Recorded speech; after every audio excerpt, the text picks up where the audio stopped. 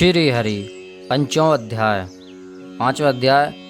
जिस ब्रह्म से भी श्रेष्ठ छिपे हुए असीम और परम अक्षर परमात्मा में विद्या और अविद्या दोनों स्थित हैं, वही ब्रह्म है। यथा विनाशशील जड़ वर्ग और अविद्या नाम से कहा गया है और अविनाशी जीव समुदाय को विद्या नाम से कहा गया है, तथा जो उपयुक्त विद्या और अविद्या पर शासन करता है वह इन दोनों से भिन्न सर्वथा विलक्षण है। जो एक अकेला ही प्रत्येक योनि पर इस जगत के देव पितृ मनुष्य पशु पक्षी कीट पतंग पेड़ गुलम इत्यादि जितनी भी योनियां हैं समस्त रूपों पर और समस्त कारणों पर अधिपत्य रखता है, जो पहले उत्पन्न हुए कपिल ऋषि हिरण्यगर्भ को सभी प्रकार से ज्ञानों से पुष्ट करता है, तथा उस कपिल को पहले उत्पन्न होते हुए देखा सर्वशक्तिमान सर्वाधार सबके स्वामी परब्रह्म पुरुषोत्तम है। यह परमदेव परमेश्वर इस जगत क्षेत्र में सृष्टि के समय में एक एक जाल को बुद्धि आकाशादि तत्वों को बहुत प्रकार से विभक्त करके उनका प्रलय काल में संहार कर देता है। वह माना परमेश्वर पुनः सृष्टि काल में पहले की भांति ही समस्त लोकों को और उनके अधिपतियों की रचना करके स्वयं उनके सबसे अधिष्ठाता बनकर उन सबका शासन करते हैं। जिस प्रकार यह सूर्य समस्त दिशाओं को ऊपर नीचे इधर उधर और सब ओर से प्रकाशित करता है, देदीप्यान होता है, उसी प्रकार वह सर्वाधिक ऐश्वर्य से संपन्न सबके द्वारा भजन करने योग्य परमदेव परमेश्वर अकेले ही समस्त कारण रूप अपनी भिन्न भिन्न शक्तियों से अधिष्ठाता होकर उन सबका संचालन करता है। जो सबका परम कारण है और समस्त तत्वों की शक्ति रूप स्वरूप को अपने संकल्प रूप तप से पकाता है, तथा जो समस्त पकाए जाने वाले पदार्थों को नाना रूपों में परिवर्तन करता है, और जो अकेला ही समस्त गुणों का जीवों के साथ यथा योग्य संयोग करता है तथा इस समस्त विश्व का शासन करता है, वह ही पूर्व मंत्रों में बताया हुआ सर्वशक्तिमान परब्रह्म परमेश्वर है। वह वेदों के रहस्यभूत उपनिषदों में छिपा हुआ है। वेदों को पाठ्यम उस स्थान पर परमात्मा को ब्रह्म जानता है। जो पुरातन देवता और ऋषि लोग उसको जानते हैं, वह अवश्य ही उसमें तन्मय होकर अमृत रूप हो गए, अर्थात उनके स्वरूप वर्णन उपनिषदों में गुप्त रूप से किया गया है। वेद निकले भी उन्हीं से हैं, उन्हीं के निश्वास रूप हैं। यस्य निश्चयति वेदहा, जिन पूर्ववर्ती देवताओं और ऋषियों ने उनको जाना था, वे सब के सब उन्हीं में तन्मय होकर आनंद रूप हो गए। अतः मनुष्य को चाहिए कि उन सर्वशक्तिमान सर्वाधार सबके अधीश्वर परमात्मा को उक्त प्रकार से मानकर उन्हें जानने और पाने के लिए तत्पर हो जाए। जो गुणों से बंधा हुआ है वह फल के उद्देश्य से कर्म करने वाला जीवात्मा ही उस अपने किए हुए कर्म के फल का उपभोग करने वाला, विभिन्न रूपों में प्रकट होने वाला, तीन गुणों से युक्त तथा कर्मानुसार तीन मार्गों से गमन करने वाला, वह प्राणों का अधिपति जीवात्मा अपने कर्मों से प्रेरित होकर अनेकों योनियों में विचरता है। जो अंगूठे के आकार के परिणाम वाला, सूर्य के समान प्रकाश रूप तथा संकल्प और अहंकार से युक्त, बुद्धि के गुणों के कारण और अपने गुणों के कारण ही आरे की नोक जैसे सूक्ष्म आकार वाला है, ऐसा अपर अर्थात परमात्मा से भिन्न जीवात्मा भी निसंदेह ज्ञानियों द्वारा देखा गया है। बाल की नोक के 100वें भाग के पुनः 100वें भाग में कल्पना किए जाने पर जो एक भाग होता है, वही उसी के बारंबार जीवात्मा का स्वरूप समझना चाहिए, और वह असीम भाव वाला होने में समर्थ है। अर्थात बाल की नोक के 10,000 भाग करने पर उसमें एक भाग जितना सूक्ष्म हो सकता है, उसके समान जीवात्मा का स्वरूप समझना चाहिए। यह जीवात्मा न तो स्त्री है, न पुरुष है, और न ही नपुंसक ही है। यह जिस जिस शरीर को ग्रहण करता है उसमें समृद्ध हो जाता है। संकल्प, स्पर्श, दृष्टि और मोह तथा भोजन, जलपान और वर्षा के द्वारा प्राणियों में सजीव शरीर की वृद्धि और जन्म होते हैं। यह जीवात्मा भिन्न भिन्न लोकों में कर्मानुसार मिलने वाले भिन्न भिन्न शरीरों को क्रम से बार बार प्राप्त होता रहता है। जीवात्मा अपने कर्मों के संस्कार रूप गुणों तथा शरीर के गुणों से युक्त होने के कारण ममता आदि अपने गुणों से वशीभूत होकर स्थूल और सूक्ष्म बहुत से रूपों आकृतियों शरीरों को स्वीकार करता है। उसके संयोग का कारण दूसरा भी देखा गया है, अर्थात शरीर के धर्मों में ममता आदि उत्पन्न हो जाने के कारण नाना प्रकार के स्थूल और सूक्ष्म रूपों को स्वीकार करता है। अपने कर्मानुसार भिन्न भिन्न योनियों में जन्म लेता है, परंतु इस प्रकार जन्म लेने से यह स्वतंत्र नहीं है। इसके संकल्प और कर्मों के अनुसार उन योनियों से संबंध जोड़ने वाला कोई दूसरा ही है। पूर्वोक्त परमेश्वर जिन्हें तत्वज्ञानी महापुरुषों ने देखा है, कलिल दुर्गम संसार के भीतर व्याप्त आदि अंत से रहित समस्त जगत की रचना करने वाले अनेक रूपधारी तथा समस्त जगत को सब ओर से घेरे हुए एक अद्वितीय परमदेव परमेश्वर ज्ञाता जानकर मनुष्य समस्त बंधनों से सर्वथा मुक्त हो जाता है। श्रद्धा और भक्ति के भाव से प्राप्त होने योग्य आश्रय रहित कहे जाने वाले तथा जगत की उत्पत्ति और संहार करने वाले कल्याण स्वरूप तथा 16 कलाओं की रचना करने वाले परमदेव परमेश्वर को जो साधक जान लेते हैं, वह शरीर को सदा के लिए त्याग देते हैं, अतः जन्म मृत्यु के चक्र से सदा के लिए छोड़ जाते हैं। 5वां अध्याय समाप्त। 6वां अध्याय। कितने ही बुद्धिमान लोग स्वभाव को जगत का कारण बताते हैं तथा उसी प्रकार अन्य कुछ दूसरे लोग काल को जगत का कारण बतलाते हैं। वास्तव में यह लोग मोहग्रस्त हैं, अतः वास्तविक कारण को नहीं जानते। वास्तव में तो यह परमदेव परमेश्वर की समस्त जगत में फैली हुई महिमा है, जिसके द्वारा यह ब्रह्मचक्र घुमाया जाता है। जिस परमेश्वर से यह संपूर्ण जगत सदा व्याप्त है, जो ज्ञान स्वरूप परमेश्वर निश्चय ही काल का महाकाल सर्वगुण संपन्न और सबको जानने वाला है, उससे ही शासित हुआ यह स्वरूप जगत स्वरूप कर्म विभिन्न प्रकार से यथा योग्य चल रहा है, और यह पृथ्वी जल तेज वायु तथा आकाश भी उसी के द्वारा शासित होते हैं।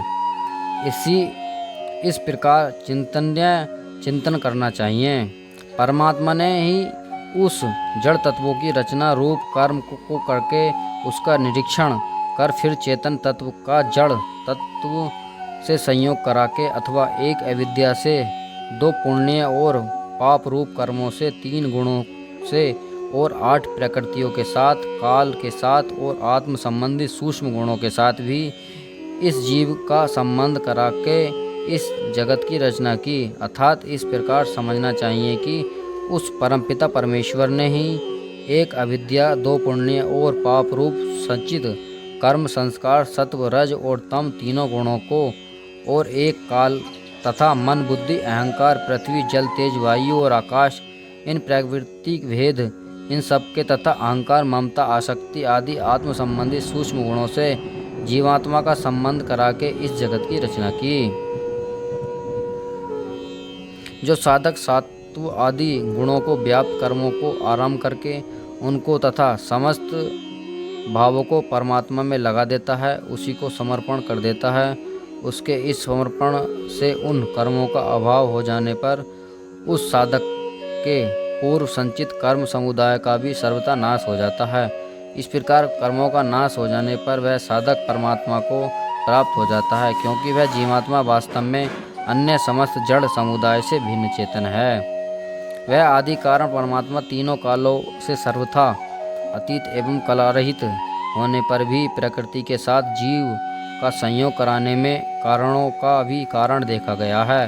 अपने अंतःकरण में स्थित उस सर्वरूप और जगत रूप में प्रकट स्तुति करने योग्य पुराण पुरुष परमदेव परमेश्वर की उपासना करके उसे प्राप्त करना चाहिए, जिससे यह संसार निरंतर चलता रहता है। वह परमात्मा इस संसार वृक्ष काल और आकृति आदि से सर्वथा अतीत एवं भिन्न उस धर्म की वृद्धि करने वाले, पाप का नाश करने वाले, संपूर्ण जगत ऐश्वर्य के अधिपति तथा समस्त जगत के आधारभूत परमात्मा को अपने हृदय में स्थित जानकर साधक अमृत रूप परम ब्रह्म को प्राप्त हो जाता है। उस ईश्वर के भी परम महेश्वर, संपूर्ण देवताओं के भी परम देवता, पतियों के भी परम पति, उस समस्त ब्रह्मांड के स्वामी एवं स्तुति करने योग्य उस प्रकाश स्वरूप परमात्मा को हम लोग सबसे परे जानते हैं, अर्थात उनसे पर अर्थात श्रेष्ठ कोई भी नहीं है। वे ही सब जगत के सर्वश्रेष्ठ कारण हैं और सर्वरूप होकर भी सबके सर्वथा पृथक हैं। उसके शरीर रूप, कार्य और करण, अंतःकरण तथा इंद्रिय रूप करण नहीं हैं। उससे बड़ा और उससे समान भी नहीं दिखाई देता तथा इस परमेश्वर की ज्ञान बल और क्रिया रूप स्वाभाविक दिव्य शक्ति अनेक प्रकार की सुनी जाती है। जगत में कोई भी उस परमात्मा का स्वामी नहीं है, उसका शासक भी नहीं है और उसका चिन्ह विशेष भी एक नहीं है। वह उसका परम कारण तथा समस्त कारणों के अधिष्ठाताओं का भी अधिपति है।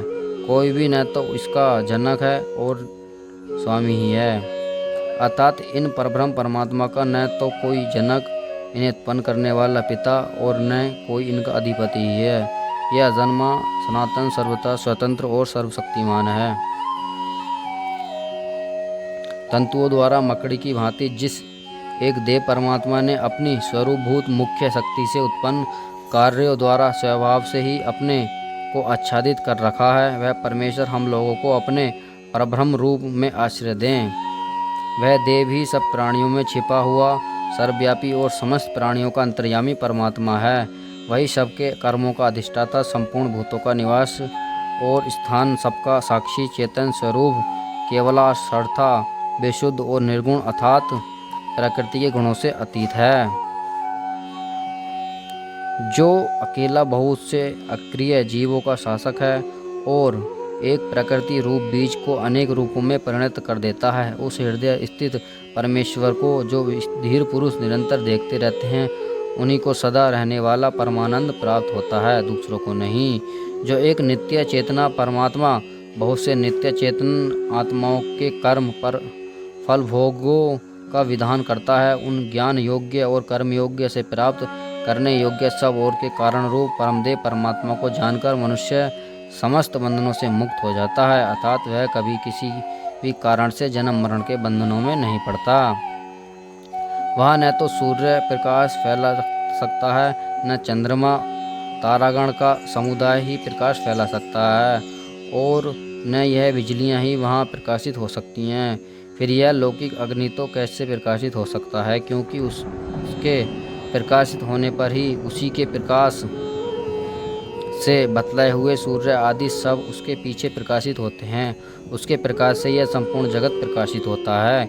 इस ब्रह्मांड के बीच में जो एक प्रकाश स्वरूप परमात्मा परिपूर्ण है, वही जल में स्थित अग्नि है। उससे जानकर ही मनुष्य मृत्यु रूप संसार समुद्र से सर्वथा पार हो जाता है। दिव्य परमधाम की प्राप्ति के लिए कोई अन्य दूसरा मार्ग नहीं है।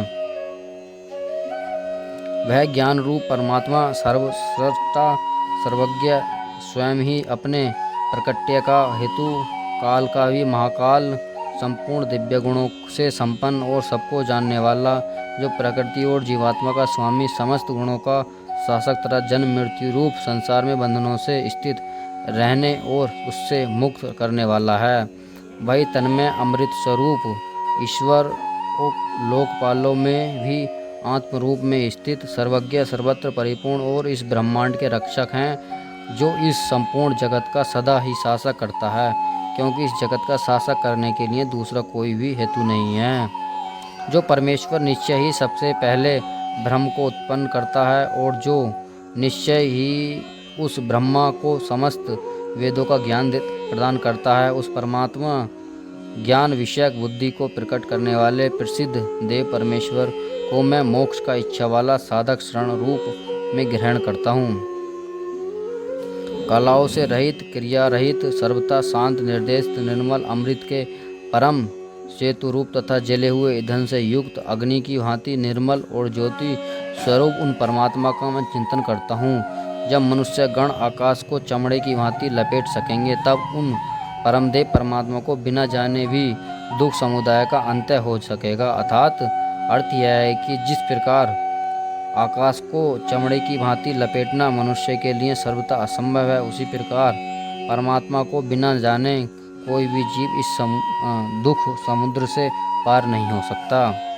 यह प्रसिद्ध है कि श्वेताश्वर नामक ऋषि तप के प्रभाव से और परमदेव परमेश्वर की कृपा से ब्रह्म को विद्वान जान सके तथा उन्होंने ऋषि समुदाय से सेवित परम पवित्र इस ब्रह्म तत्व का आश्रय के अभिमान से अतीत अधिकारियों को उत्तम रूप से उपदेश किया।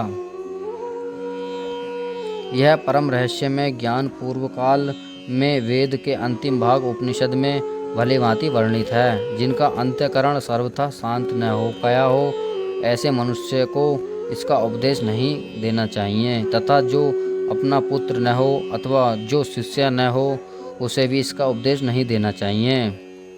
जिसकी परमदेव परमेश्वर में परम भक्ति है तथा जिस प्रकार परमेश्वर में भी है, उसी प्रकार गुरु में भी है, उस महात्मा मनस्वी पुरुष को हृदय में ही बताए हुए रहस्य में के प्रकाशित होते हैं, उसी महात्मा के हृदय में प्रकाशित होते हैं। इति षष्ठ अध्याय समाप्त। कृष्ण यजुर्वेदीय श्वेताश्वर उपनिषद समाप्त।